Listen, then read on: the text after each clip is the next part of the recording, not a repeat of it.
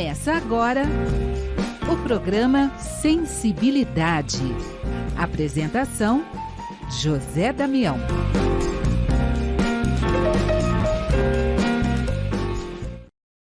Alô, alô, alô, amigo ouvinte da Rede Boa Nova de Rádio. Estamos começando mais um programa Sensibilidade. No programa de hoje, a gente trouxe Gláucia Savim, amigo ouvinte aqui do programa Sensibilidade. Ela vai falar dos 160 anos do Evangelho segundo o Espiritismo. Neste ano, 2024, 160 anos do lançamento de O Evangelho segundo o Espiritismo. Gláucia, gratidão por estar junto com a gente, Gláucia. Eu é que agradeço, Damião, a oportunidade de falar sobre esse livro que eu acho que é o mais importante da codificação e eu vou explicar por quê. Ótimo, então vamos ouvir Gláucia Savim. Vamos lá, gente. Então, hoje a gente vai falar um pouquinho, como o Damião já explicou, né, sobre o nosso querido Evangelho. É bom a gente lembrar, né, que quando Kardec trouxe o Evangelho para nós, ele já havia feito o Livro dos Espíritos e o Livro dos Médiuns, né? O Livro dos Espíritos é de 1857, o Livro dos Médiuns é de 1861, e aí, em 1864, ele nos trouxe o Evangelho segundo o Espiritismo. Como eu falei logo no início desse nosso bate-papo, eu considero o Evangelho segundo o Espiritismo o livro mais importante da codificação. Por que eu acho o livro mais importante de toda a codificação espírita? Para mim, né, e aí eu vou dar um depoimento pessoal, se, né, tivessem me apresentado os outros livros sem o Evangelho, eu não sei se eu seria espírita. Mas o Evangelho é o livro que toca o meu coração, é o livro que me comove, é o livro que faz parte da minha vida desde a infância, no Evangelho no Lar, né? É o meu livro de cabeceira. Então, é o livro que eu guardo e que eu tenho com ele sempre na minha vida. E vamos falar um pouquinho, então, que não sou só eu que acho que a questão moral dentro do Espiritismo é a mais importante. Quando a gente vai ali para o Livro dos Espíritos, para a questão 793, Kardec pergunta para os espíritos o seguinte: por que indícios se pode reconhecer uma civilização completa? Né? O que indica que uma civilização é completa? E o que os espíritos falam para ele? Pelo desenvolvimento moral.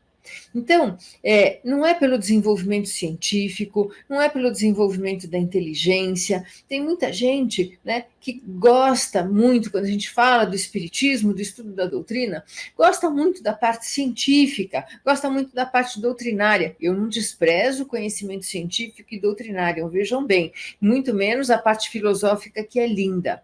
Mas quando a gente percebe, né, o desenvolvimento humano, se hoje a gente tem um desenvolvimento intelectual inimaginável na nossa sociedade, a gente vai falar um pouquinho mais para frente até sobre o que o Evangelho fala disso. Mas a gente vê que o desenvolvimento intelectual e o desenvolvimento científico, sem a moral evangélica, sem a ética em relação ao conhecimento, a gente constrói bomba, a gente constrói armamento, a gente constrói drone para bombardear o vizinho, né? Então, a gente não atinge esse estágio que os espíritos falam para Kardec de desenvolvimento moral. Mas vamos falar um pouquinho sobre o Evangelho, como é que surgiu, né, o Evangelho, como é que surgiram os Evangelhos na Bíblia e como é que desses Evangelhos da Bíblia a gente conseguiu extrair, Kardec conseguiu extrair o Evangelho segundo o Espiritismo. Né? Jesus, ele teve um período de trabalho, né, de praticamente 3 anos. Ele ensinou praticamente 3 anos e ele não escreveu nada. Da mesma maneira como Sócrates também não escreveu nada. Quem acabou trazendo os ensinamentos de Sócrates para nós? Os seus discípulos, dentre eles Platão, não é? E Jesus foi a mesma coisa, ele não deixou nenhum escrito, mas os seus discípulos, os seus seguidores, conservaram as suas palavras em pergaminhos, né, em anotações, em manuscritos, que foram sendo encontrados ao longo do tempo. E aí, cada discípulo escreveu aquilo que compreendeu, né? Aquilo que conseguiu absorver em relação aos ensinamentos de Jesus. Porque, claro, cada um tinha um nível de amadurecimento e uma capacidade de compreensão e de escrita diferente dos outros. E aí, a gente tinha um monte de evangelhos espalhados, como depois se descobriu, inclusive, os manuscritos do Mar Morto, né? Os evangelhos de Tomé, até de Maria Madalena. Então, o que acontecia? Cada um escolhia aquele que achava que tinha mais simpatia. Olha, eu gosto mais desse, eu gosto mais daquele. Então, os cristãos, eles divergiam entre si sobre que evangelho seguir. Então, na Ásia Menor, preferiam o evangelho de João. Então, o evangelho de Mateus era o mais popular, as pessoas entendiam melhor as palavras de Mateus, gostavam mais porque ele já começava com a história do nascimento, que é uma história que vem até hoje, né, da Anunciação com Maria. Então, Irineu, que é um bispo de Lyon, ele foi designado pelo Papa, à época, para analisar todos esses textos. Então, ele pegou todos esses textos que estavam ali espalhados e ele comparou esses textos. Então, ele comparou e buscou entender aquilo que ele achava que era autêntico. Então, o que era um escrito que veio realmente de alguém que tinha convivido com Jesus. Então, ele foi ver a escrita da época, ele foi ver as descrições, então ele foi ver se tinha alguma contradição naqueles textos, e ele acabou selecionando 4 evangelhos, que são os 4 evangelhos que a gente tem na nossa Bíblia hoje, que são de Mateus, Marcos, Lucas e João, né, que são considerados autênticos ou canônicos. Então, quando a gente fala que são os evangelhos que foram, né, escritos por aquelas pessoas que estão ali, né, consideradas, se bem que o evangelho de Marcos seria o evangelho, na verdade, de Pedro, que teria ditado a Marcos, que era seu sobrinho, né, e a gente teria, então, o evangelho de Lucas, que é o mesmo Lucas que foi seguidor de Paulo, o evangelho de Mateus, que conviveu com Jesus, e a gente teria também o evangelho de João, que também conviveu com Jesus. E, além disso, né, a gente lembra que Lucas entrevistou Maria, porque Lucas ele foi até Éfeso e conversou com Maria. Então, a gente teria esses evangelhos, então, escolhidos por Irineu para fazer parte da Bíblia que a gente conhece hoje. Mas, mesmo assim, a gente tinha uma série de traduções, e essas traduções diferentes do grego, do aramaico, né, e o latim. Então, em 384 depois de Cristo, tentando colocar fim também a essas divergências, o Papa Damaso confiou a Jerônimo, né, também a comparação dos textos aí em diversas línguas. Então, ele traduziu, né, esses textos todos para a versão latina do hebraico, e a gente tem aquilo que a gente chama de Vulgata Latina. Então, é a tradução da Bíblia do hebraico para o latim. Bom, disso tudo, a gente tem, né, todo esse cenário. E Allan Kardec, no seu trabalho de estabelecimento do Espiritismo, como eu expliquei, ele já tinha, então, nos trazido o Evangelho segundo o Espiritismo, ele já tinha trazido para nós o Livro dos Médiuns, e aí ele se sentiu meio adoentado numa certa época. E ele se retirou para uma cidade marinha, ali na Normandia francesa, chamada Sainte-Adresse. E ele foi para Sainte-Adresse, que tem assim um clima gostoso, uma praia bonita. Essa aqui é uma pintura de Monet, que vocês estão vendo, retratando esse vilarejo de Sainte-Adresse. E ele foi para lá e ele levou consigo um projeto que ele estava exatamente, né, trabalhando no Evangelho segundo o Espiritismo. Então, o que estava fazendo Kardec? Selecionando aqueles textos que a gente conhece, de cada um dos evangelistas, ele foi buscando as convergências. Ele foi fazer um refinamento, na verdade, do trabalho de Irineu de Lyon. Não por acaso, né? Kardec também é lionês, e ele estava fazendo esse refinamento do trabalho do bispo Irineu. Então, o que fez Irineu? Vamos lembrar, né? Ele tinha pego todos aqueles evangelhos e ele tinha compilado para ver as coincidências e escolhido aqueles que seriam os canônicos, os cânones do centro do Novo Testamento. E aí Kardec pega esses mesmos textos que Irineu tinha escolhido, e aí ele vai retirar o quê? Ele vai retirar aqueles trechos que coincidem em cada um. E aí, então, para quem conhece o Evangelho segundo o Espiritismo, cada capítulo começa, né, com a transcrição de textos evangélicos coincidentes. Então, Mateus, Lucas, Marcos ou João falando a mesma coisa. Então, Kardec foi buscando essa essência, né?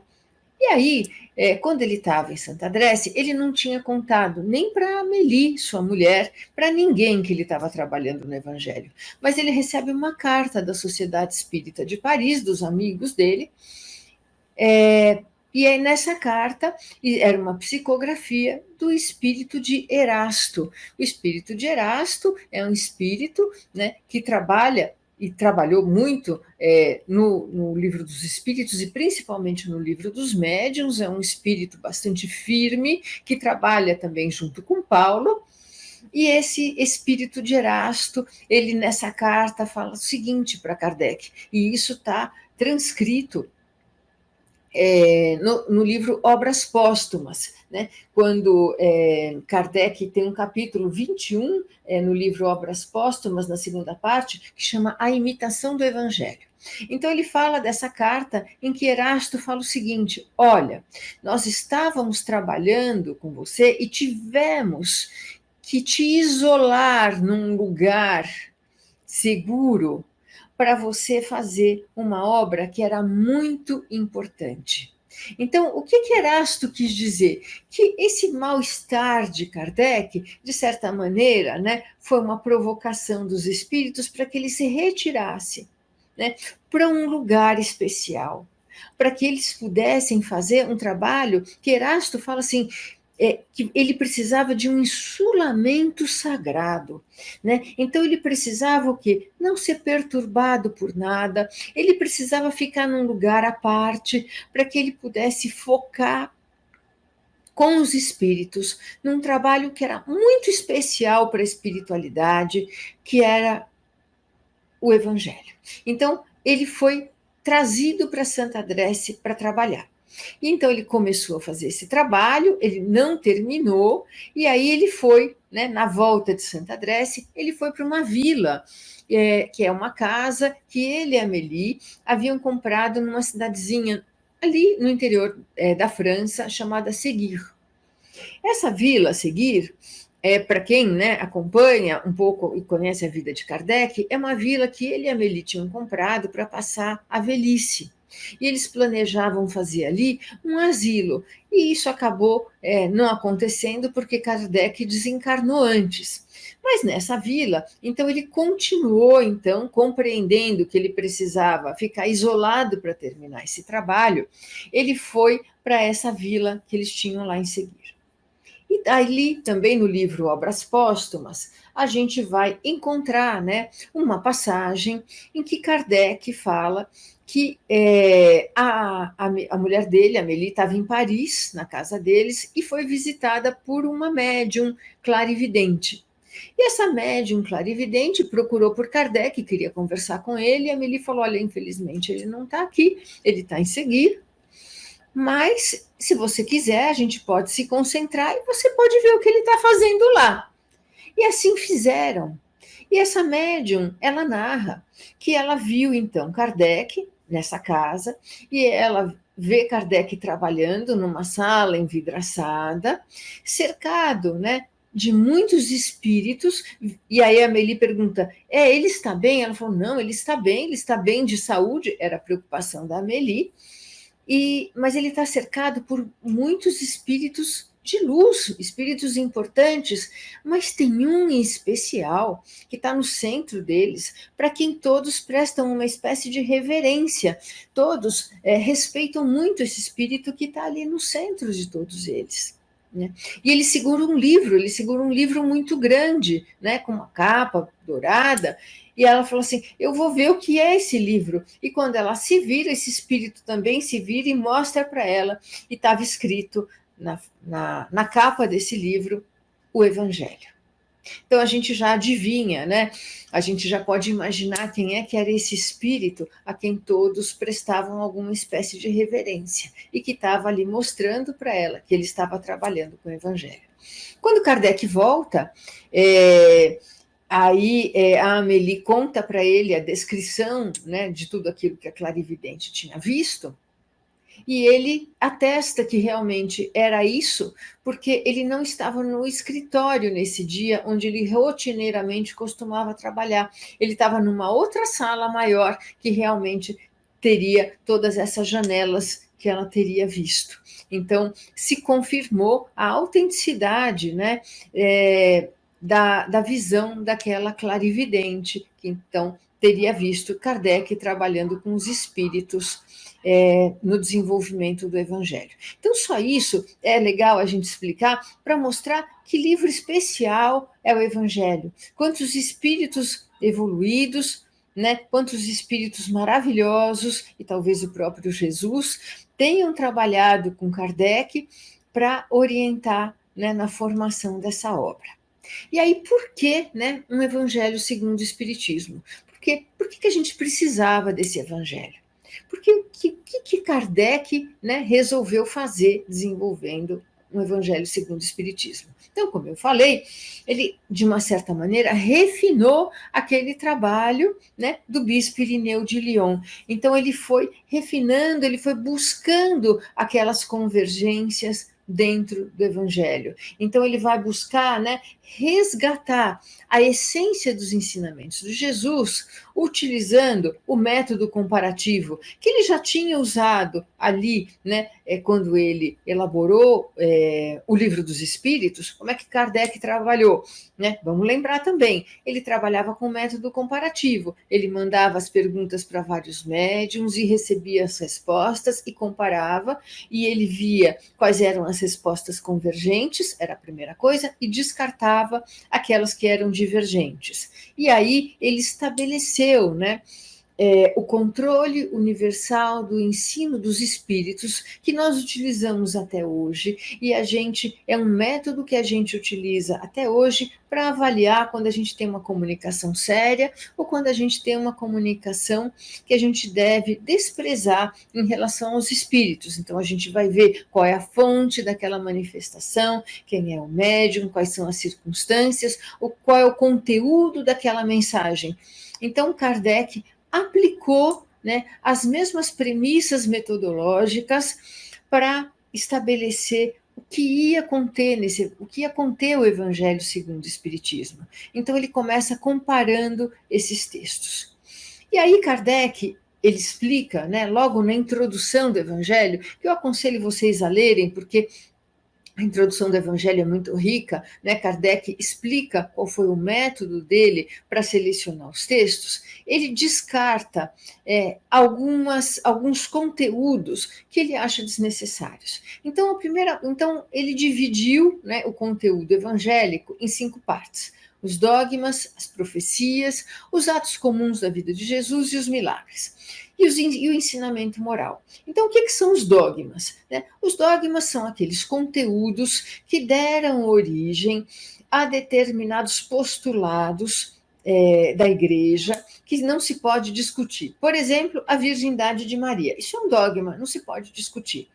E aí, o que Kardec entendeu? Que essas questões dogmáticas, né, elas acabavam, na verdade, não contribuindo para o entendimento da essência do ensinamento de Jesus e acabavam provocando dissensões doutrinárias que acabavam separando as pessoas. Então, se Jesus era uno, se ele era triplo, duplo, né?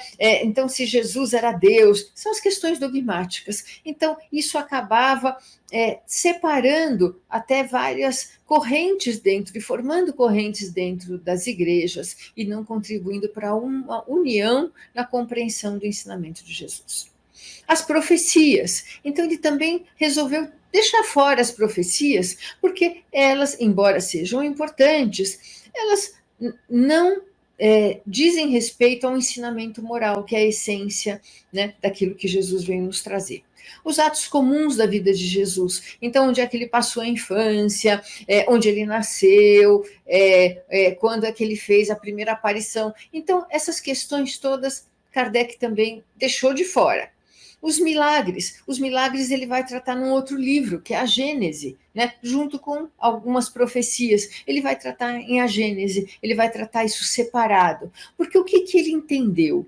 Que o Evangelho, ele devia refletir somente aquilo que é a essência da mensagem de Jesus, que é o ensinamento moral. Todo o resto, né, Kardec explica na introdução, né, acabava sendo fruto de muitas dissensões, porque as pessoas ficavam achando, não foi assim, foi assado, esse milagre faz sentido ou não faz. Enfim, Kardec eliminou tudo aquilo que provocava discussão e focou naquilo que é universal, que é o ensinamento de Jesus, né?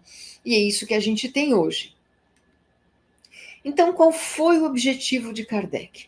Foi resgatar, tanto quanto possível, os ensinamentos de Jesus, trazendo a simplicidade desses ensinamentos e buscando interpretar, agora, já com a luz do Espiritismo, qual foi a mensagem que Jesus nos trouxe. Porque a gente vai lembrar que Jesus falava por parábolas, não é? Então, muitas parábolas eram de fácil compreensão para as pessoas, mas a época de Jesus, né, até hoje, quando a gente vai ler de novo aqueles ensinamentos, né, à luz do nosso avanço intelectual, do nosso amadurecimento espiritual, principalmente, a gente vai reinterpretando aquelas lições e vai enriquecendo, né? E naquela época, quando a gente pega a Bíblia, né, e a gente vai interpretando trecho por trecho, né, sem o auxílio, né, do Espiritismo e dos postulados espíritas, da reencarnação, da multiplicidade de moradas na casa do Pai, da comunicabilidade dos espíritos. Então, quando a gente junta os princípios espíritas, a gente consegue dar uma luz maior aos ensinamentos de Jesus. E Jesus disse que iria trazer o Consolador para que a gente pudesse compreender aquilo que a gente, naquela época, ainda não tinha maturidade para entender. Então, o que o Kardec faz? Ele pega esses ensinamentos e ele vai explicando no Evangelho, junto com os mentores espirituais que buscaram trazer, né, a sua visão sobre esses ensinamentos, sob uma nova ótica. Então, a gente tem ali um enriquecimento, né, dos ensinamentos de Jesus, agora à luz da doutrina espírita. E isso nos ajuda enormemente a compreender, quando a gente vai passando ali nos capítulos, né, do nosso Evangelho, quando a gente fala, por exemplo, das causas das aflições, né? Então, a gente pega os ensinamentos evangélicos junto com os ensinamentos dos espíritos, fica mais fácil da gente entender o que Jesus quis nos explicar, né? O que Jesus quis dizer para nós, o que Jesus nos trouxe, na verdade, ali, para a gente, então, ir compreendendo. E aí, né, no livro Mensageiros, de André Luiz, tem uma passagem que eu acho bastante significativa, no capítulo 11, né, a gente tem uma passagem de Belarmino. Então, Belarmino era era um espírito que já tinha desencarnado, ele tinha sido presidente de um centro espírita, e ele tinha um grupo mediúnico, e ele se lamenta da situação dele, porque quando ele se tornou presidente essa instituição espírita, o que ele conta para André Luiz, né?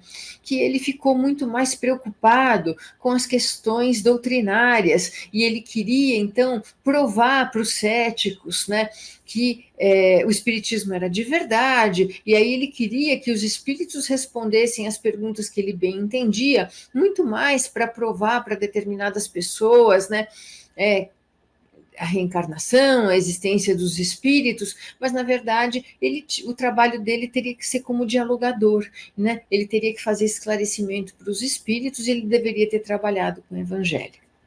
E aí, o que ele conta para André Luiz, e essa frase que a gente traz aqui para a gente? Que o Evangelho é um livro divino. Mas enquanto a gente permanece na cegueira da vaidade, ele não nos expõe seus tesouros sagrados. O que Bellarmino quis dizer aqui, e eu achei tão bonito, né, quando ele explica isso, né, que o Evangelho, então, a gente já sabe que ele é divino, porque Kardec nos explica isso no Obras Póstumas, né? Então, que ele precisou daquele insulamento sagrado, que ele foi conduzido pelo próprio Jesus para fazer esse evangelho e pelos seus espíritos auxiliares. Então, é uma obra de Jesus, né, para revelar de uma maneira até mais simples e mais profunda os seus ensinamentos. Mas, se a gente não procura estudar esse evangelho sem a vaidade de querer convencer os outros, sem a vaidade de querer saber mais, a gente acaba não conseguindo extrair, né, desse monumento de beleza que é o evangelho, tudo aquilo que Jesus mesmo nos ensinou. E ele é um tesouro. Por que ele é um tesouro? Porque a gente está trabalhando com um conteúdo que foi trazido pelo Espírito mais perfeito que já pisou nesse planeta, que é o governador espiritual da Terra, que é Jesus. Então, é um material, né, que não dá nem para a gente avaliar, porque ele é muito valioso, né? É um verdadeiro tesouro o Evangelho, desde que a gente abra o nosso coração e a nossa mente para esse entendimento. Então, o Evangelho é esse livro divino, e isso daí, para quem quiser, então, dá uma olhadinha, está em Mensageiros de André Luiz, no capítulo 11. E aí vamos falar um pouco da atualidade do Evangelho, né? Tem uma historinha que eu acho bastante significativa.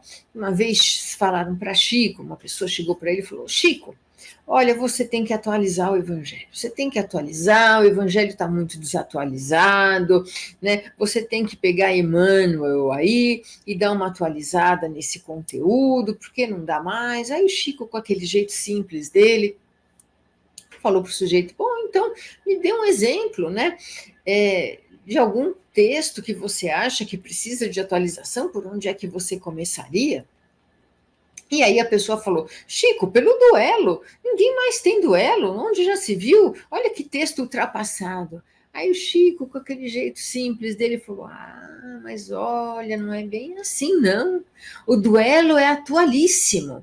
Veja bem, hoje a gente pode não usar mais as armas brancas ou usar armas de fogo para nos agredir, mas nós nos agredimos muito por meio do pensamento ainda, né? Então, quanto mal a gente consegue fazer para o outro, né?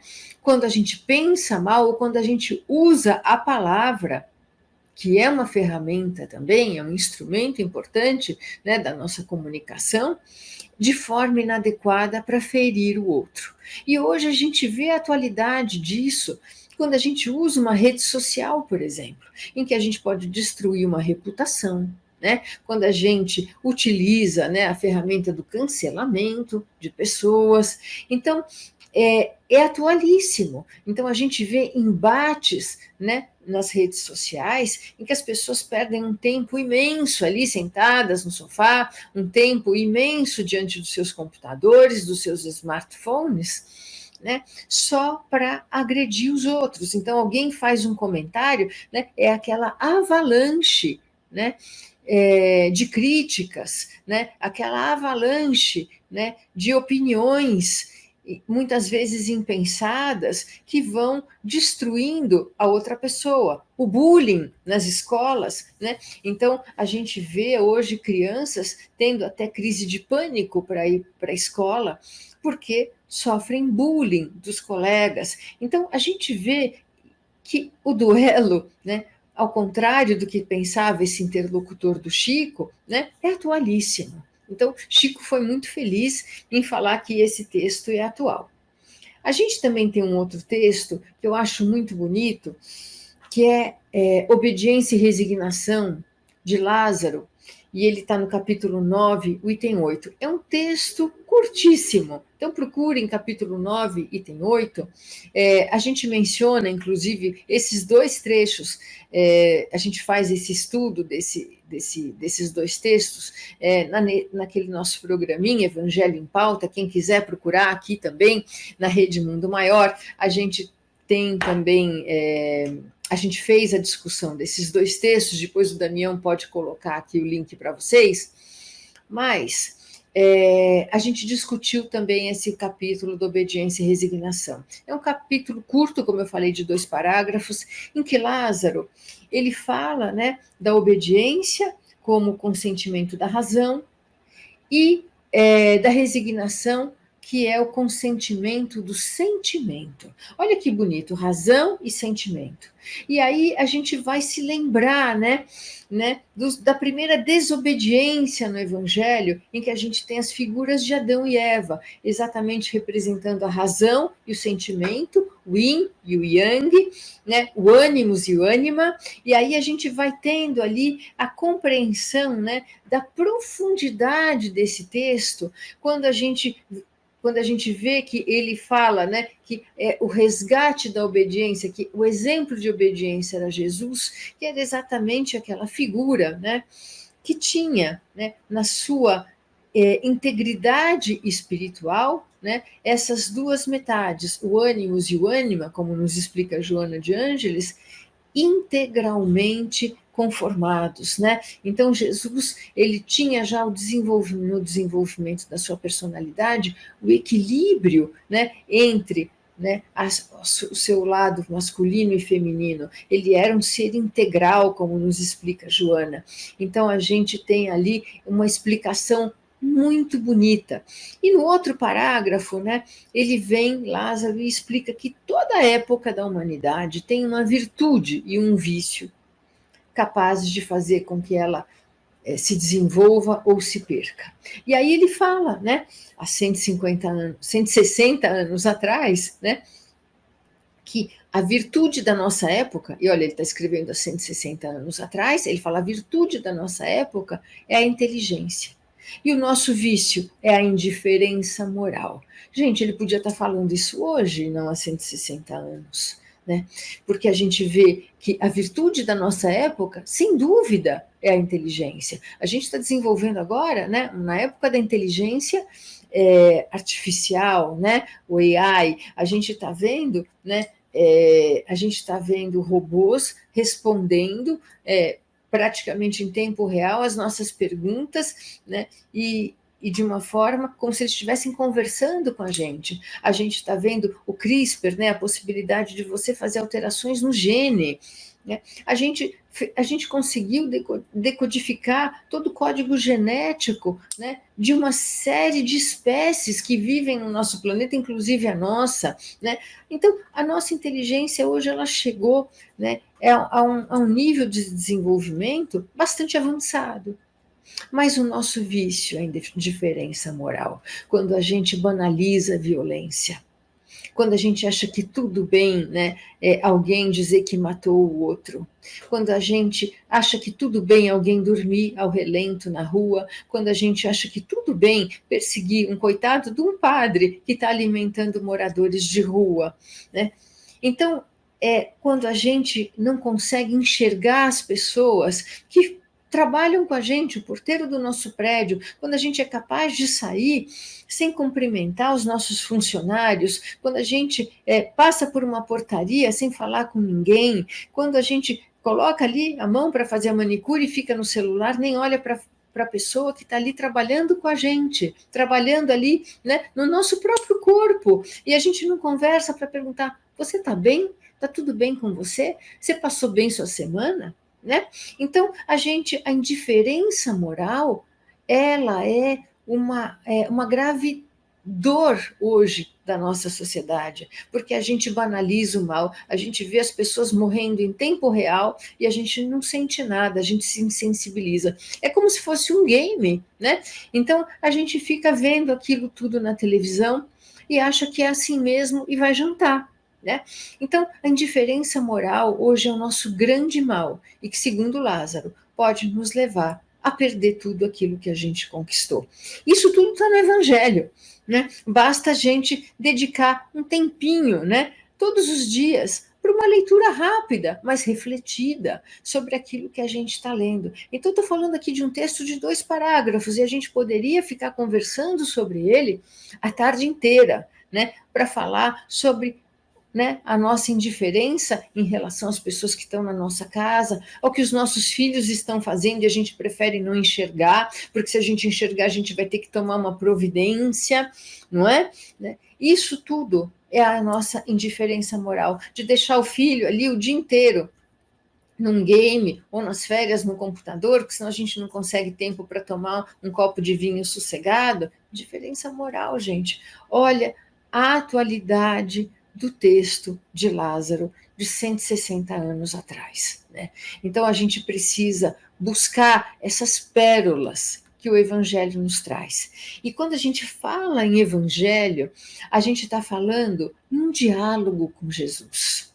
Porque quando a gente busca entender, né, o pensamento de Jesus, a gente está em diálogo com ele. A gente está buscando, né, nessa nossa iniciativa de buscar, né, aquilo que os judeus falavam que é um harizá, né, é um colar de pérolas. Os judeus falam que eles têm um método de estudo em que eles vão somando pequenos trechos, um trecho soma com aquele outro de um outro livro sagrado, de um profeta, do Novo Testamento, do Velho, e eles não usam o Novo Testamento, né? Mas que vão juntando os textos, né? Vários textos, e vão somando aqui uma palavrinha aqui, uma palavrinha ali, uma outra compreensão, uma outra interpretação, que são pérolas que estão ali disseminadas nesses livros. E quando a gente vai, né, coletando essas pérolas, a gente vai formando como se fosse um colar de contas, que eles chamam de harizá, que é um colar de pérolas. Né?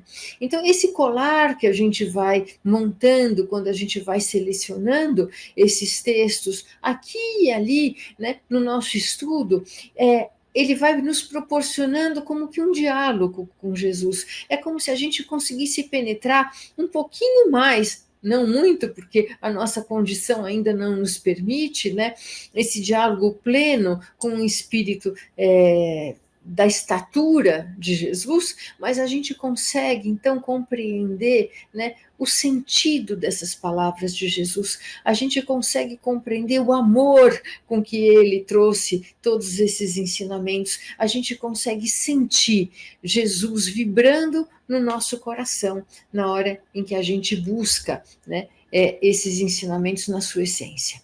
E a gente vai compreendendo, né, que a Bíblia e esses ensinamentos todos, eles trabalham com uma série de arquétipos. Então, o que são arquétipos? São aquelas figuras psicológicas que perpassam gerações e que têm uma compreensão onde quer que a gente esteja, em que língua a gente estiver, em que cultura a gente estiver. E aí a gente vai desvendando esses arquétipos, né? Jung trabalhou muito essa questão dos arquétipos.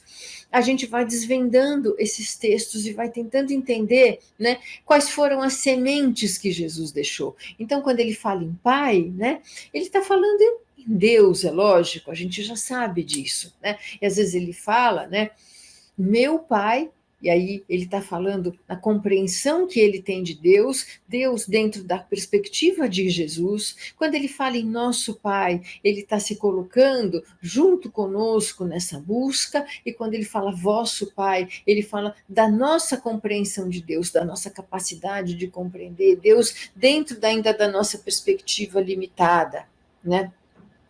Quando ele fala das sementes no semeador, o que ele está falando? Ele fala dos conteúdos, né, que o Evangelho e que essas palavras vão trazendo para a nossa vida.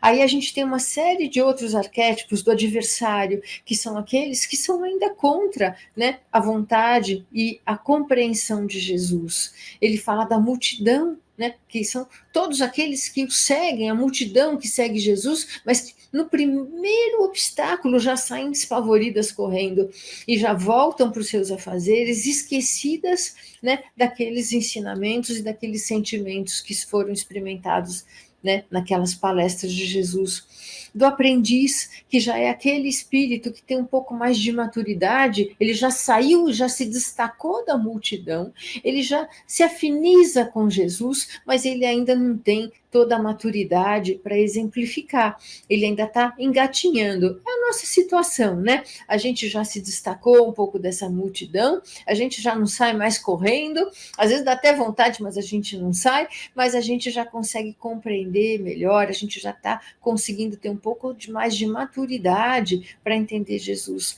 Os discípulos, que já são aqueles que têm uma ligação com Jesus, que são capazes de entender esse pensamento, que já têm uma sintonia mais elevada com Jesus, né? Tanto que ele falava para os seus discípulos, isso eu posso explicar para vocês, né? Quando eles perguntaram a Jesus por que ele falava por parábolas, porque a vós é dado entender, mas a eles não, porque ele já tem parte comigo, né? Ele fala, quando Jesus lava os pés dos discípulos, ele fala aquele que eu lavo os pés, esse tem parte comigo. O que Jesus fala de lavar os pés? Então ele está destruindo aqueles laços de materialidade, porque os pés, né, são aquele que é o órgão que toca o chão, é a nossa ligação com a matéria, com o chão, né? Então, quando ele lava os pés dos discípulos, que ele fala também de tirar a terra dos vossos pés, das vossas sandálias, então deixa de lado as coisas materiais. Então, assim, aí ele já tem esses discípulos.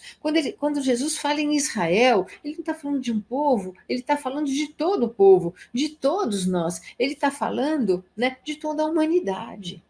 Quando a gente vê no Evangelho também o mar, né, a gente está falando de vida, a gente não está falando de o mar, a gente está falando da vida. Quando fala do Egito, não é só aquele lugar chamado Egito, mas quando a fuga do Egito, Egito é estreiteza, né? É um lugar estreito. Então, é fugir do lugar estreito para um lugar mais amplo, né? Mas para isso a gente tem que passar pelo deserto. E o que é o deserto? Quando eu fujo do lugar estreito, eu passo pelo deserto, que é a minha consciência. Eu tenho que desbravar a minha consciência e meu entendimento para que eu consiga chegar na terra prometida. Então, quando a gente vai desvendando esses arquétipos, Adão e Eva, a gente falou, então, o princípio masculino, o princípio feminino, né, que estão ali em todos os seres, então a gente vai compreendendo, né, que a lição, a luz do Espiritismo, ela fica muito mais rica. O Evangelho, ele vai se abrindo, né? Então, ele vai revelando, como fala Bellarmino para André Luiz, ele vai revelando seus tesouros, e aí é uma leitura maravilhosa que a gente tem. Mas para isso, a gente tem que ter uma certa disposição de espírito, né? E o que eu digo como disposição de espírito? É a gente lembrar que Deus é o nosso plano A, Deus não é plano B. Espiritualidade, gente, não é plano B. Espiritualidade não é só para quando a coisa aperta, né? Às vezes a gente lembra de Deus e lembra de rezar só quando deu tudo errado, né? Aí lascou tudo, a gente, ai meu Deus. A primeira coisa que a gente fala, ai meu Deus.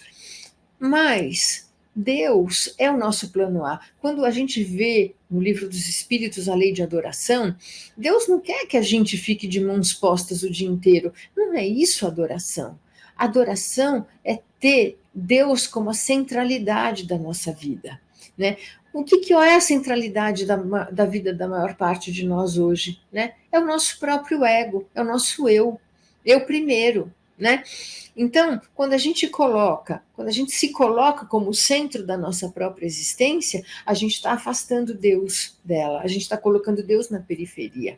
Na verdade, Deus é o centro da nossa vida. Tudo que a gente faz tem que ser baseado na nossa visão de eternidade, que nós somos filhos de Deus e que nós estamos aqui com um determinado propósito estabelecido pelo Criador.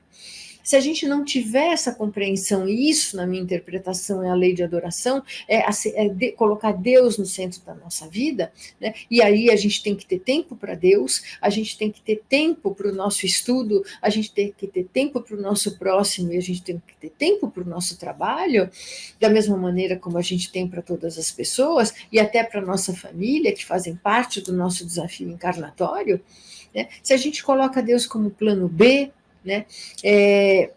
A gente não consegue enxergar esses tesouros escondidos no Evangelho, porque a gente não está em sintonia com Deus. Então, para a gente enxergar esses tesouros, a gente tem que fazer esse esforço, né, de sintonizar com o Pai, de sintonizar com Jesus, com os nossos mentores, né? E aí, é claro que a gente tem os nossos afazeres materiais, isso faz parte da nossa jornada, a gente também não pode se isolar, a gente não pode deixar a nossa vida material de lado, né? Mas a gente tem que ter aquilo que a gente chama de equilíbrio, dosar as duas coisas. Então, para a gente compreender o Evangelho, a gente tem que entender o plano A e o plano B da nossa vida. E aí Jesus, também quando ele estava com os discípulos, né, no templo ali de Salomão, estavam ali entrando no templo em Jerusalém, os discípulos dizem assim para ele, isso está em Mateus 24, 35, eles falam para ele, olha que templo maravilhoso, essas colunatas de pedra, e aí Jesus fala, olha, não vai sobrar pedra sobre pedra. Aí os discípulos se assustam, ele fala assim, olha, os céus e a terra passarão, mas minhas palavras jamais passarão. E a gente vê, né, que 2000 anos depois, a gente está aqui estudando o Evangelho de Jesus, a gente está falando dele, tanta coisa se passou, né, mas a gente está aqui falando do Evangelho. De fato, as palavras dele são eternas. E por que as palavras dele não passam? Porque não estão ligadas à materialidade. A matéria passa. Roma, né, aquele esplendor que era Roma, deixou de ser esse esplendor, a gente vai lá e a gente vê fragmentos, a gente vê ruínas, né? A gente vai ao templo de Jerusalém e a gente tem só o muro das lamentações, e aquilo que Jesus falou, não vai sobrar pedra sobre pedra, aconteceu, né? E qual é o futuro do Evangelho? Está ali em Hebreus, né? Na carta a Hebreus. Então, ninguém mais vai precisar ensinar ao seu próximo nem a seu irmão, dizendo, conhece o Senhor, porque todos me conhecerão, desde o menor deles até o maior.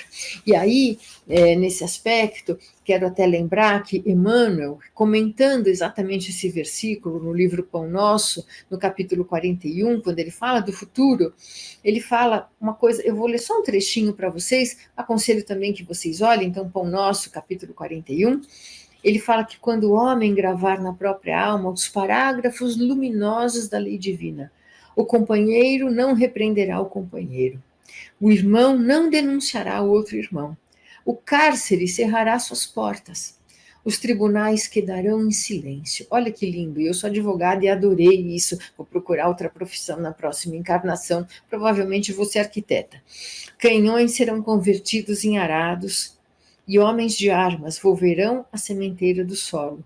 O ódio será expulso do mundo, e as baionetas repousarão, né? Porque o reino de Deus resplandecerá para sempre. Isso é tão lindo, né? É tão tocante, porque mostra para a gente, né, a grandeza, né, do ensinamento de Jesus. E aí, gente, né, é que se cumpre a profecia de João, de um novo céu e uma nova terra. O que são esse novo céu e uma nova terra? Né?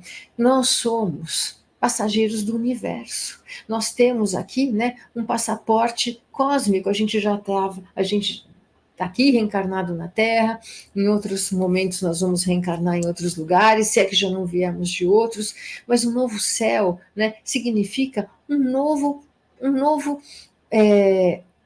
paradigma, né? Um novo céu é um novo teto. Eu vou subir a barra, né? Eu vou encontrar uma nova perspectiva. E uma nova terra, eu vou achar uma outra perspectiva também, um novo paradigma de materialidade. Então, a gente vai buscar o quê? Um novo lugar de sentimento, um novo lugar para a gente se colocar, né? Em que a gente está mais próximo de Deus, porque a gente está mais próximo da compreensão da vontade de Deus na nossa vida.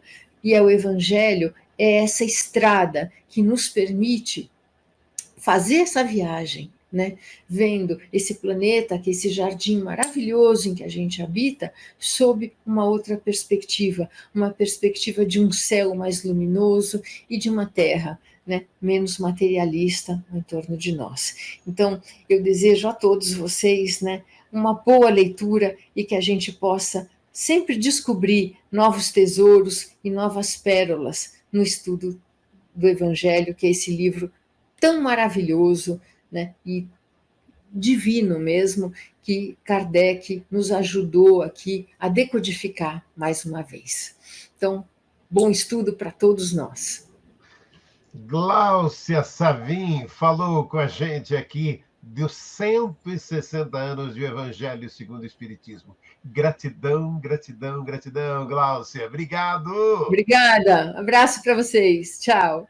A semana que vem estaremos juntos com mais um programa. Até lá. Tchau, gente.